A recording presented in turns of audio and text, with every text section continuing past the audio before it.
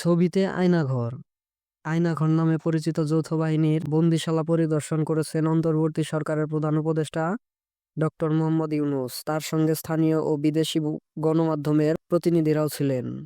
প্রধান উপদেষ্টার press wing জানিয়েছেন, গোপন বন্দিশালাগুলো আগারগাঁও, কচুক্ষেত ও উত্তরা এলাকায়। চলুন দেখে আসি আয়নাঘরের কয়েকটি ছবি।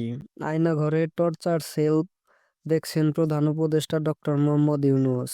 দেয়ালে লেখা সাংকেতিক চিহ্ন দেখাচ্ছেন প্রধান উপদেষ্টা। আয়নাঘরের মধ্যে গোপন বন্দিশালা, আয়নাঘরের মধ্যে বদ্ধ ছোট কক্ষ, আয়নাঘরের মধ্যে বদ্ধ আরেকটি ছোট কক্ষ, আয়নাঘরের মধ্যে অন্য আরেকটি গোপন ছোট বন্দিশালা।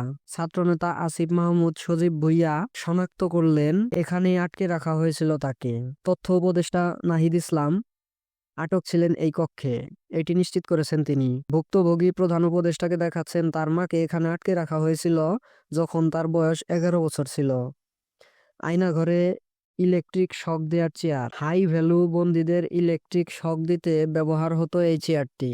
শান্তিতে নোবেলজয়ী ও অন্তর্বর্তী সরকারের প্রধান উপদেষ্টা ডক্টর মোহাম্মদ ইউনূস বলেছেন, আইয়ামে জাহিলিয়াত বলে একটা কথা আছে। গত সরকার আইয়ামে জাহিলিয়াত প্রতিষ্ঠা করে গেছে সর্বক্ষেত্রে, এটা তার একটা নমুনা। ডক্টর মোহাম্মদ ইউনূস আজ বুধবার আয়নাঘর নামে পরিচিত যৌথ বাহিনীর বন্দিশালা পরিদর্শন করেছেন। এ সময় তার সঙ্গে স্থানীয় ও বিদেশি গণমাধ্যমের প্রতিনিধিরাও উপস্থিত ছিলেন।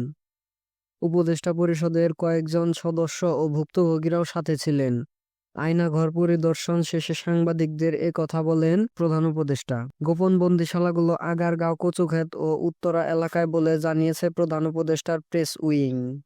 ডক্টর মোহাম্মদ ইউনূস বলেন, আপনারা সবাই সঙ্গে ছিলেন, কাজেই আমার নতুন করে কিছু বলতে হবে না। এটার বর্ণনা যদি বলতে হয় তাহলে বলবো এটা বীভৎস দৃশ্য, নৃশংস অবস্থা।